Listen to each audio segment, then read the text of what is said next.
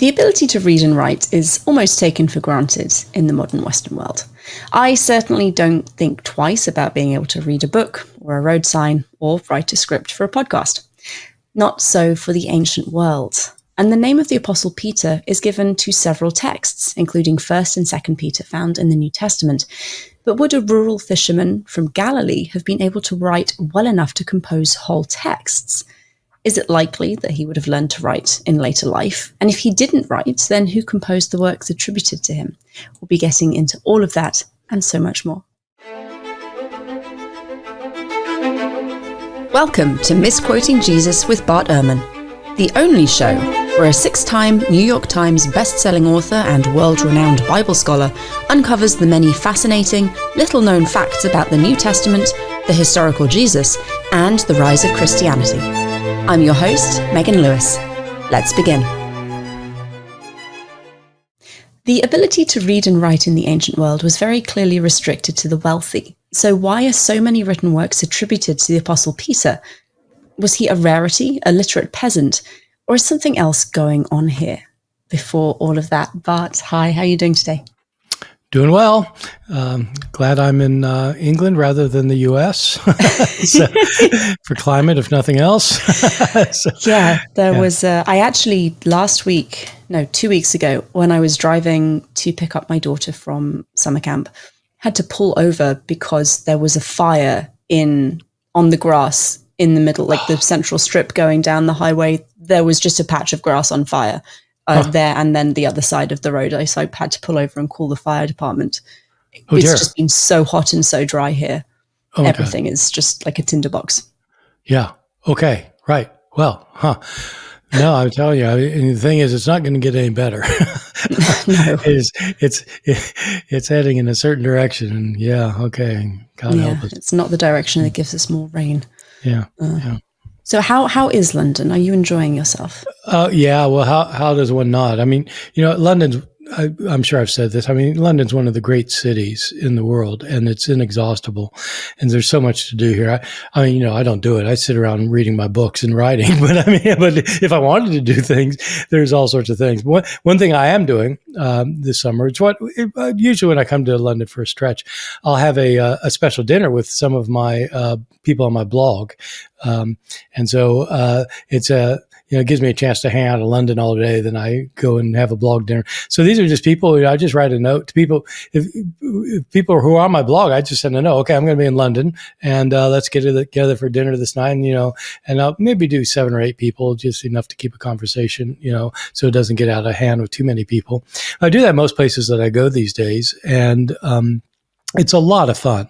It's a lot of fun because just meeting people from different backgrounds who do different things.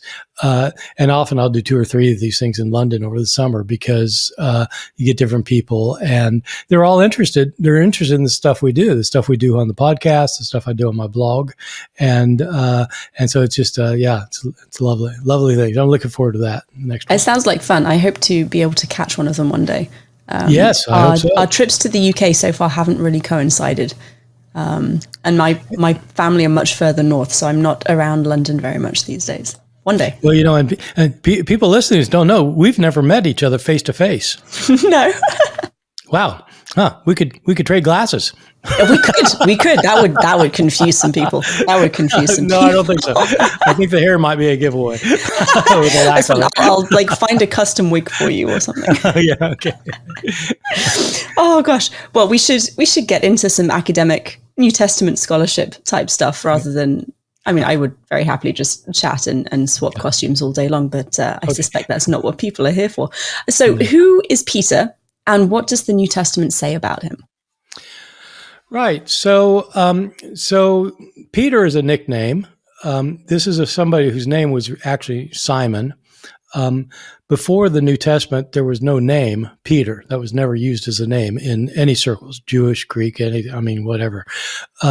So it comes from the New Testament. The word Peter is from the Greek word Petros, which means rock. And it's the nickname that Jesus gave this person named Simon. Simon was his first disciple and his closest disciple. And at some point, Jesus gave him the nickname of Peter. He calls him the Rock. And so in modern parlance, I guess we'd be calling him Rocky or something, but he's a rock, and I've always thought it's a little bit ironic. Maybe Jesus was trying to be ironic, because when you read the Gospels, this disciple Simon Peter, he is not a solid rock. He's more like shifting sand. He's all over the place. He's always putting his foot in his mouth. He's always doing the wrong thing. He ends up denying that he even knows Jesus, and at the end, and he's not a solid rock at all. So I've sometimes wondered about this name, but the name by the way, Jesus would have been speaking Aramaic, and the name in Aramaic is Kephas. That's the word for rock in Aramaic. And so that gets translated in English Bibles as Cephas. And so scholars usually have thought that Cephas and Peter are the same person, in part because they have the same nickname, and they're both from, and in John chapter 1, verse 41, it says, it translates Cephas as Peter. So do we know anything about his background prior to joining Jesus? Well, we know some things. I mean, so he's talked about in all four Gospels. And so we have independent testimonies about who he was and what he did. The testimonies all agree with each other. I'm not saying that all four Gospels are completely independent of each other, but we have different stories in different Gospels about this figure. He, in the Gospels, he is a fisherman in rural Galilee. And so he fishes on the Sea of Galilee. He's from the town of Capernaum, which is on the if you go to Israel today, or if you see a map of Israel and you have the Sea of Galilee, it's a bit of a misnomer. It's not a sea. It's a body of water. It's like a lake. It's not a huge lake. You can see across it. But he fished on that lake, and his hometown is on the Capernaum is on the western bank of the Sea of Galilee. And in the Gospels, he has a brother named Andrew. And both of them are called by Jesus to be his disciples, and they appear to have been his first two disciples. And Simon eventually then becomes sort of like the head disciple. So archaeologists have associated Capernaum with the archaeological site of Tel Hum. And do you know whether the site suggests that its inhabitants would have been educated people? Oh, well, yeah. So that's the relevant question, because if you've got these books that claim to be written by Peter, then the question is, could Peter write? And a very good way to begin answering that question is to figure out what his background was and what kind of education he might have had. And that would be completely dependent on his circumstances. If Jesus had a disciple who had grown up in an elite Roman family in Rome, then, that'd be one thing. A person like that could write. What about a fisherman in rural Galilee? Could somebody like that write? And so the first step is what you're saying. You have to see what the environment was. The city Capernaum has been excavated by archaeologists, and most people who go to Israel, who go up into the Galilee, will visit Capernaum because the archaeological site is very interesting. But the question is, what was it like in Jesus' day, or in Peter's day? And we have pretty good information about it. It was a small place. It was a very, very poor place. The archaeologists found no evidence of any public buildings of any kind. There, no synagogue in the time of Peter has been discovered. If you go there, there's a fantastic synagogue that everybody visits, and you'll see pictures of it everywhere. But it's from about 300 or 400 years after Peter, and so there's no evidence of there one being in his day. There are no paved roads. There's no sign of wealth in the city. The kinds of things you look for like nice mosaics, or various kinds of ornamentation and things, or large luxurious houses. There's nothing like that. The houses were very, very basic, made out of basalt, rock, and you can still see the foundations of, the lower walls of a number of them. Small, probably insulated with straw or animal manure with maybe thatched roofs. And so it's a small town in a rural area of Galilee. Based on that information, is it likely that really anyone in the village would have had any kind of literary education? So there have been a lot of studies of literacy in the ancient world that would be, if people are interested in this, it'd be well worth their taking a look at some of these studies, because they're very sophisticated, and we don't have the kinds of demographic information that we can get, to try and figure out what was writing like, who was learning to write, who could write in the 1880s. We have good records for that kind of thing, or the 1920s, but you don't for the 20s of the Common Era. But there is evidence, and people have gone through the evidence quite carefully, every piece of evidence. The classic study of literacy broadly in the Roman world at about this time is by William Harris in a book called Ancient Literacy. It's a classic in the field now. And Harris estimates that at the best of times in the Greek and Roman worlds, at the best of times, maybe 10 to 15% of the population could read and write, 10 or 15%. So it means 85 to 90% were illiterate. And by write, that means something like be able to sign your name. It doesn't mean to be able to compose a book. Very, very few people could do that. The people who were educated were, as you said, they had to be, there are actually two groups of people who could be educated. There were the upper class elite who had wealth, and there could be slaves who were educated in order to help the upper class elite with wealth.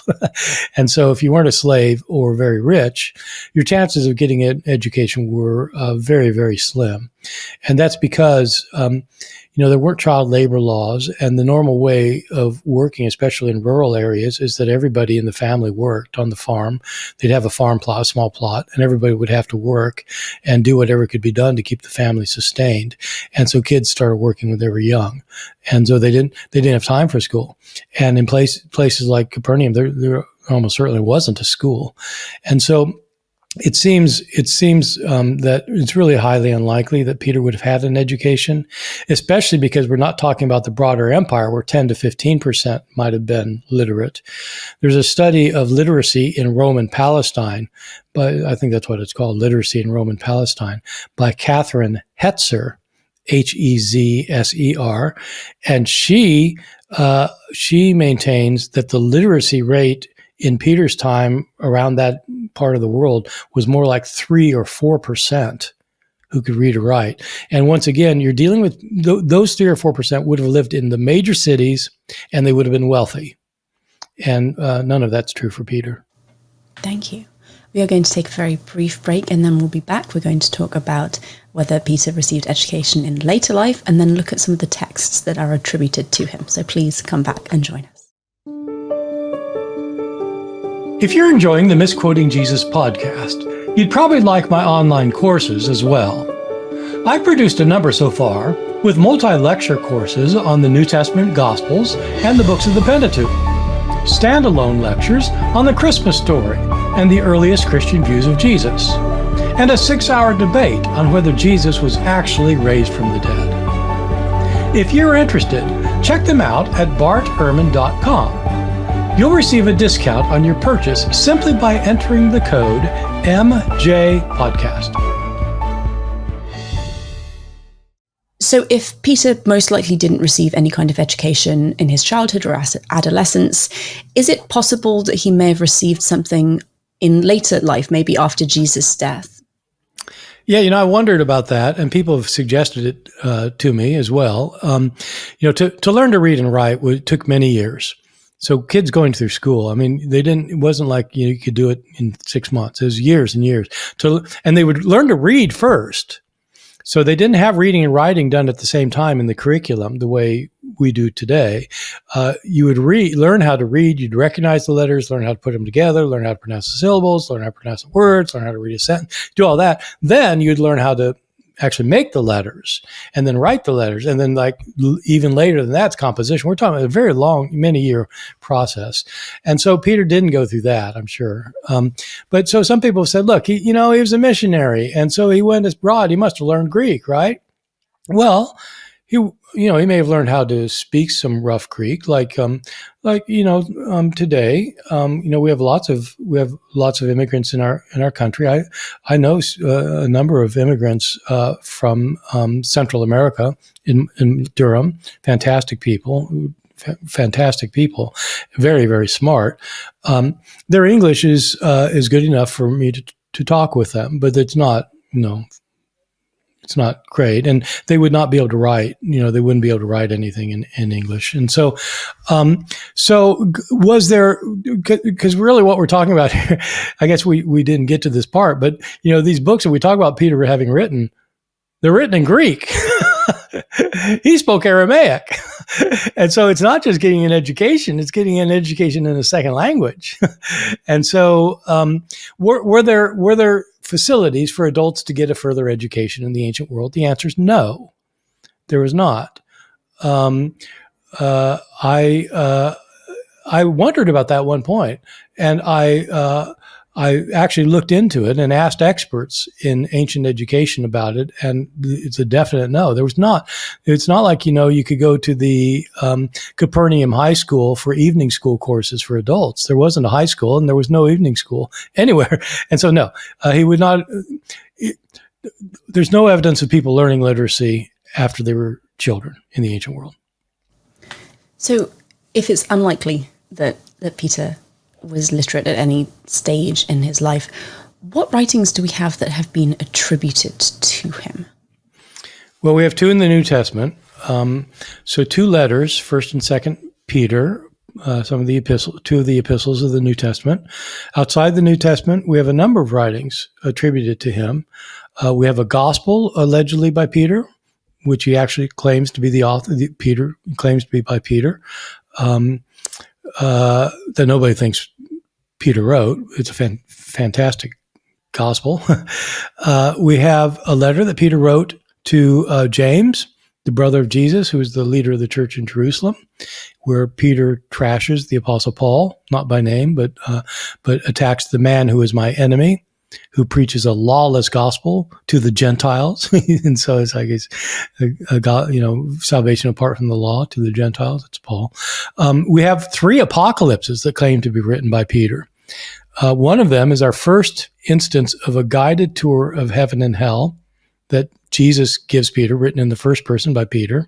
Another is an account by a completely different author who observes Jesus' crucifixion and can't understand why the divine Christ within Jesus has left Jesus and looks like Jesus and is talking to him, Peter, while Jesus is being crucified. It's a very confusing text. It's a Gnostic text. Fantastic.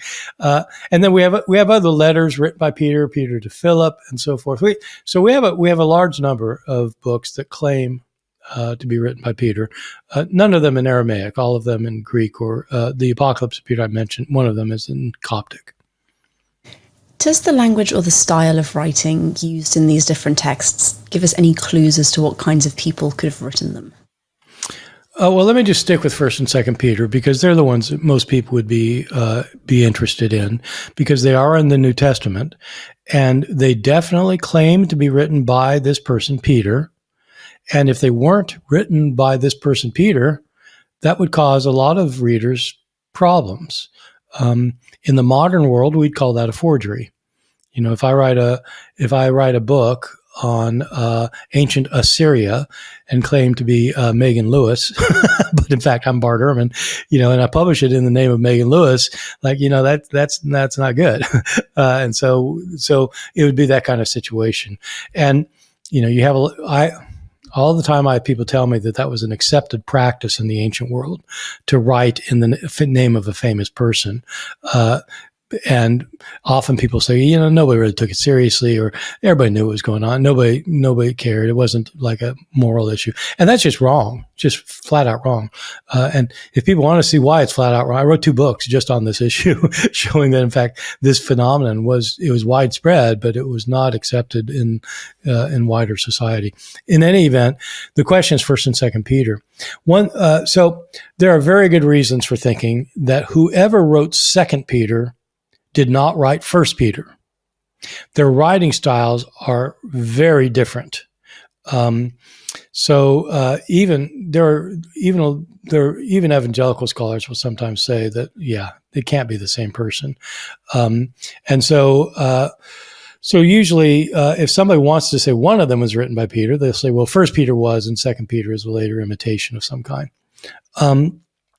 1st Peter, though, I think could not have been written by Peter. It is written in very elegant Greek. It isn't like the Greek is high level. I have really top level students at Chapel Hill, undergraduate students who have 16 years of education under their belt, who could not write a book like that. And so somebody, in terms of the literary style, like he uses rhetorical techniques, and he uses tropes, and he uses all sorts of grammatical things that are sophisticated. They're not somebody writing in a second language, let alone an Aramaic language. So I think the writing itself precludes the possibility of Peter having written it. Okay.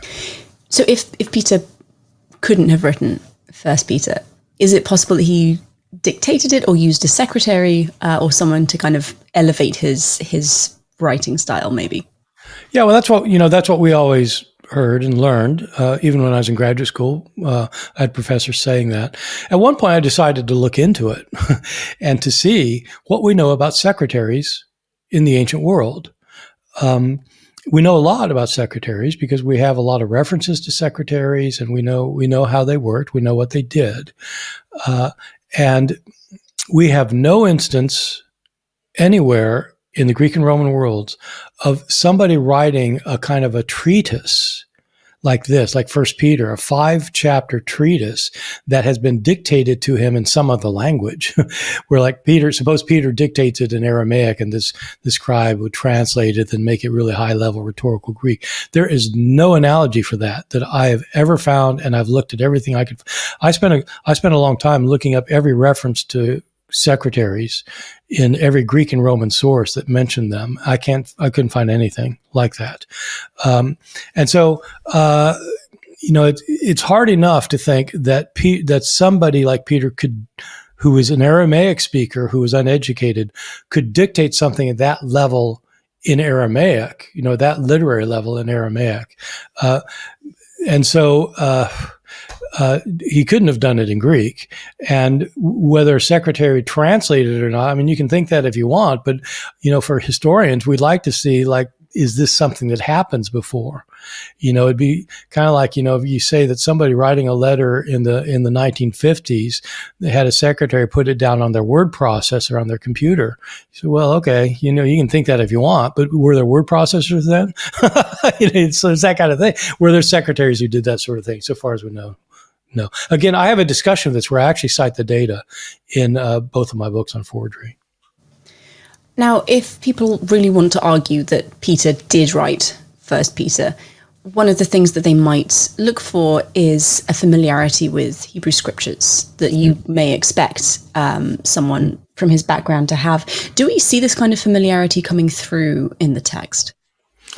Well, so one thing I'll say is that it's unlikely that a fisherman who's a lower class laborer, a hand to mouth kind of existence, would have been memorizing scripture then any more than, somebody today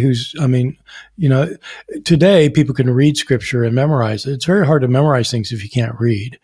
The author of 1 Peter knows the Old Testament extremely well. But the other point about it is he doesn't appear to know the Hebrew Bible. He knows the Greek Bible. The Bible is translated into Greek before the New Testament period, in order to allow Jews from around the world to be able to read it. Because most Jews didn't live in Israel any more than most people do now. Most Jews do now. Most Jews don't live in Israel. They didn't then either. And so in America, most Jews read the Bible in English. And that was the same throughout the Greek world, even more so than now, that they would read in Greek. So this is a person who didn't live in Israel, who didn't know the Hebrew Bible, who read the Septuagint, the Greek translation of the Hebrew Bible, and he uses the Greek Bible in order to support his views throughout his book. So he definitely knew the Greek Old Testament, but there's nothing to suggest that, like an Aramaic speaking Galilean, that he knew the Hebrew Bible at all. If anyone wanted to make like a last final Hail Mary argument that Peter did write them, is there anything in these texts that suggests that the Apostle Peter could have tangentially written them? The only reason anybody would possibly think that this book was written by Peter is because the author begins by calling himself Peter. If you didn't have that name to begin the book, there would be nothing to suggest that this was written by one of Jesus' disciples from Israel, who was an Aramaic speaker, and nothing about Peter himself, particularly nothing. In fact, some scholars have pointed out that the theology in this book, in 1 Peter, is very close in many ways to the theology of the Apostle Paul. If the author had called himself Paul instead of Peter, then probably most people would think that this is an authentic Pauline letter, because the theology is very much like Paul's. And so I think the one thing going for it is that it's that it calls itself Peter, but so do all these other books. Writing books in the name of Peter was something of a cottage industry in early Christianity. It's like, if you want authority for your views, man, you write it by calling yourself Peter, and then people pay attention to your writing. Otherwise, if you give yourself your actual name, you're some nobody that nobody's ever heard of. You're Jacob of Antioch. Who's that? I don't know. So, but so you're not going to read his book. But if you read Peter, but yeah, I'll read that. And so people are calling themselves that to get their views read, and that happened in every other instance. I think it probably happened in this instance as well. So apart from his lack of literacy, is there any other reason for thinking that Peter most definitely didn't write these texts? Well, there's one, there are other things. And in my books, I actually deal with 1 Peter in both of my forgery books. The one other thing that's pretty interesting is that the book is usually thought to have been written from Rome. And people think, Peter's in Rome. Okay, so that's it. And there's not good historical evidence that Peter ever was in Rome. So, but apart from that, the reason they think that is written in Rome is because the author ends by sending greetings to his readers from Babylon. Think, well, okay, that means it was written in Babylon, right? Now, everybody realizes that by saying he's writing from Babylon, he's giving Rome the code word that Christians used for Rome, namely Babylon. So you find Rome, for example, talked about as Babylon in the book of Revelation in the New Testament. It's the great whore of Babylon is the city of Rome, and it became the name for the city of Rome. And so people say, so he's writing from Rome, and he's giving it this Christian code name. But the thing is, when did it get this code name of Babylon? Babylon is the bad city in the Hebrew Bible. Babylon is the city that destroys Jerusalem under Nebuchadnezzar, King Nebuchadnezzar, in 586 BCE. And so Nebuchadnezzar's armies destroyed Jerusalem, burned the temple to the ground, dispelled the Jewish people from there. And so that is a bad place, Babylon. Christians started calling Rome Babylon because Rome did the same thing. They came in, they destroyed Jerusalem in the year 70. They burned the temple, and it was a disaster. It was the second time the city had been destroyed and the temple burned by a foreign power. Since the first time it happened with the Babylonians, then the Christians who know all about that from the Hebrew Bible started calling Rome Babylon. But the point is, Rome did that. Rome destroyed Jerusalem in the year 70. That's when Christians started calling Rome Babylon. Peter, according to tradition, was martyred in the year 64. He wouldn't have been alive yet. That presents a He problem. wouldn't have been alive. So yeah, it's a problem. And so that's another, that's an additional reason for thinking that Peter didn't write it. It comes out that, there's just so much evidence against Peter having written this, that anyone who wants to think he did, as some people do, they have to explain these things. And when you see the kinds of explanations they come up with, it's really kind of special pleading, because it just, to me at least, it seems pretty clear Peter did not write this. I have one final question before we move on to our next segment. So you said earlier on that forgery was not an morally accepted practice in the ancient world, and that so many people were using the name Peter in their writings to gain legitimacy, to encourage people to read what they were writing, because you wouldn't just read something written by Jeremy. So how did ancient people try and differentiate between these kinds of forgeries and legitimate writings? Oh, they did it all the time. I mean, you'll even have scholars claim that, nobody even bothered to check, everybody just, and it's just not true. There was a whole industry of trying to figure out which books were authentic and which ones weren't. And writers got really upset if they found that somebody had forged something in their name, which happened. I mean, we have Roman authors who complain about people forging things in their name while they're still alive, obviously, because they're complaining about it. And so they used the same kinds of tools that people would use today. They couldn't have been as sophisticated at it because they didn't have our technological advances, but they would look, for example, at writing style. Is this the style of writing of this author?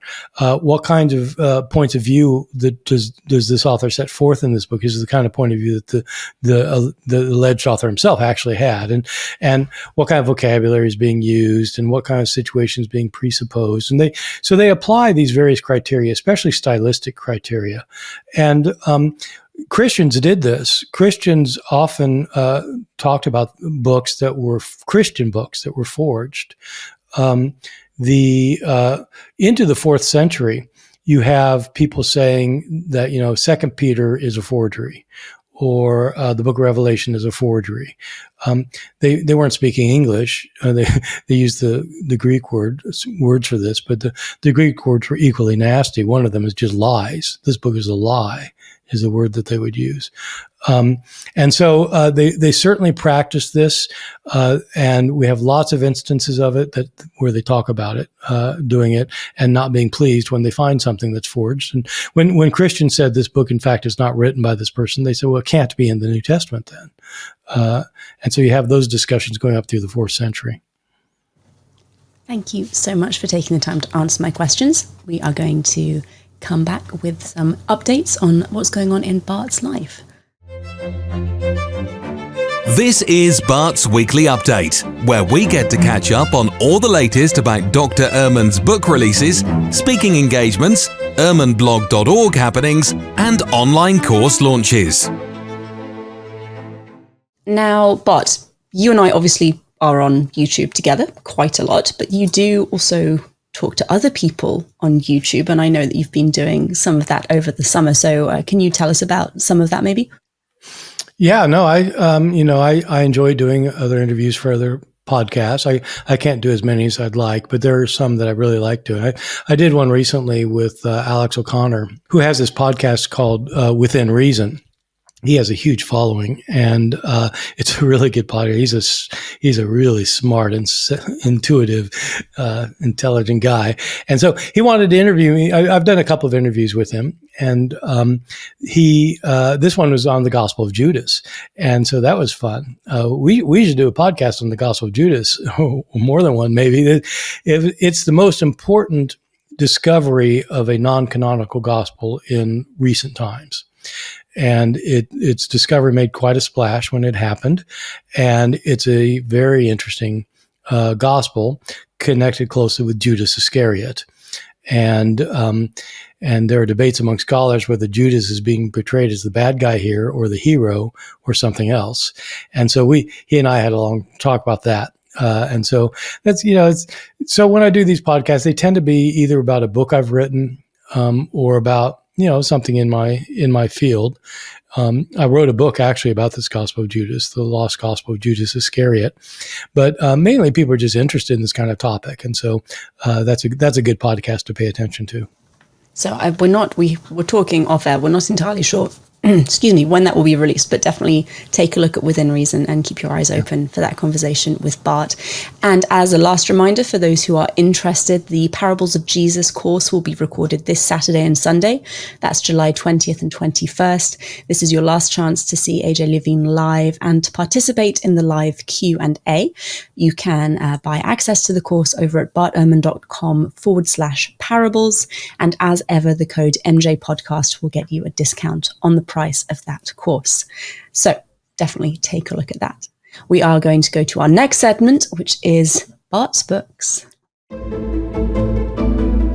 Seeking to expand your knowledge of biblical studies? In this segment, Bart shares influential works shaping biblical scholarship. It's time for Bart's Books. So Bart, what book are you going to be telling us about this week? Well, when I was in graduate school, I had a couple of professors who believed, unlike many then and many now, believed in actually reading the classics in the field. And their view was that these people who were writing these classic works were really smart. and so many people write books now that try to undo what others had said before, but they're just, they're really not at that intellectual level. So one of the great classics, arguably the classic for people who ask me, where do I start reading about the historical Jesus? I always say, start with Albert Schweitzer. So Albert Schweitzer was just absolutely amazing human being and scholar. He won the Nobel Peace Prize. He's best known for having given up a career as a academic. He was an expert in philosophy and theology. He was also a major concert organist who wrote books on pipe organs and wrote a biography of Johann Sebastian Bach. But he went to medical school to become a medical missionary, and he became a medical missionary in Africa and was quite distinguished that way because he gave up his entire promising career. While he was in medical school, he wrote this book on pipe organ construction in France and England, and he wrote his biography of Johann Sebastian Bach, and he wrote his book that's translated into English as The Quest of the Historical Jesus. That is a very remarkable achievement. I just keep telling myself, Albert Schweitzer, he did all these things because they didn't have ESPN back then. so no, his book. So it was published in German, and it didn't have a catchy title. In German, it's called From Reimarus to Wrede. So the first person to write an account of the historical Jesus in the Enlightenment was a man named Reimarus, a German theologian, and then the one most recently to Schweitzer's time was William Wrede. Wrede. And what Schweitzer's Quest is, it's a foundational study for anybody who's interested in historical Jesus. It traces how Jesus is talked about by scholars from the very beginning of the Enlightenment, first one to do it, Reimarus, up to his own day. And he goes author by author to explain how they did it, why they did what they said, and why they were wrong. And he realizes that at different periods of time, people portrayed Jesus differently depending on what was going on at that period of time. And so he has this famous view that every generation of scholar portrays Jesus in its own image. And what was really funny to me when I was in graduate school is that I would read books by people writing in the 1970s who would quote Schweitzer that everybody writes in his own image and in their own image. And then they'd say, yeah, I'm not going to do that. And then they would do it. You read their book, you say, yeah, actually, that's, And so in the 80s, you have all these books by these guys who grew up in the 1960s that portray Jesus as this kind of countercultural revolutionary. Where'd that come from? Historical Jesus. And so anyway, the thing about Schweitzer's book is that it is so insightful and brilliant and witty. And so if you're not, it's not light reading. It's not light reading. But if you're really interested in this thing, this whole history of the study, Schweitzer is the place to begin. At the end of his book, he sketches out why he thinks Jesus was an apocalypticist. That view has held since his day. His particular specific ways of doing it are held by nobody. But the basic idea that he got absolutely seems to be right still today. And so it's a fantastic book. And it's one that if people who are really, the ones who are serious about doing, like understanding the historical Jesus from a scholarly point of view, should look at his book, not to come away with his particular methodology, but for seeing how every other generation had done it and what they were doing that really doesn't work. I think those kinds of books are incredibly valuable because they give you this brilliant oversight in the development of a field and the development of an argument that is just so very difficult to get without sitting down and reading through every single publication prior to your own existence. I've had New Testament scholars come up to me and tell me, I've got this great idea about Jesus, and here it is. And they kind of lay it out and say, and I'll say, oh yeah, that's like the 19th century rationalists, that's like Paulus, Heinrich Paulus. They'll say, who? I say, yeah, okay. You really should know the history of the discipline before you try to write a book about it. Just read Schweitzer. Well, Bart, thank you so much for that recommendation. And now, before we finish for the week, could you just summarize what we spoke about today?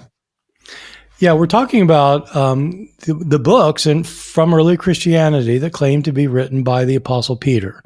So I tried to explain who Peter was historically and why it looks like he probably didn't actually write any of these books, including 1st and 2nd Peter in the New Testament, why he probably didn't dictate them to a secretary, why he didn't compose them himself, why in fact it appears to be an author living later after the year 70 claiming to be Peter. Two different authors for 1st and 2nd Peter. And it raises the question about people writing in the names of apostles in early Christianity, a major topic that we've talked before about on the podcast, but it continues to be an issue that scholars think about and debate. Thank you, Bart. Audience, thank you all so much for listening. I hope you enjoyed the show. If you did, please subscribe to the podcast to make sure you don't miss future episodes. Remember that you can use the code MJPodcast for a discount on all of Bart's courses over at www.bartehrman.com. That includes AJ Levine's course on the parables, which is bartehrman.com/parables. Misquoting Jesus will be back next week. Bart, what are we talking about next time? Well, next time we are changing gears. You and I are going to be talking again, but this time I'm interviewing you. So, don't feel any pressure, but, I'm glad that I don't have to have any answers. I'll just have lots of questions. And so this, you have this, you two are involved with the study of antiquity and what you're doing is very interesting. So I want us all to hear about that. We will see. Thank you, everybody, and goodbye.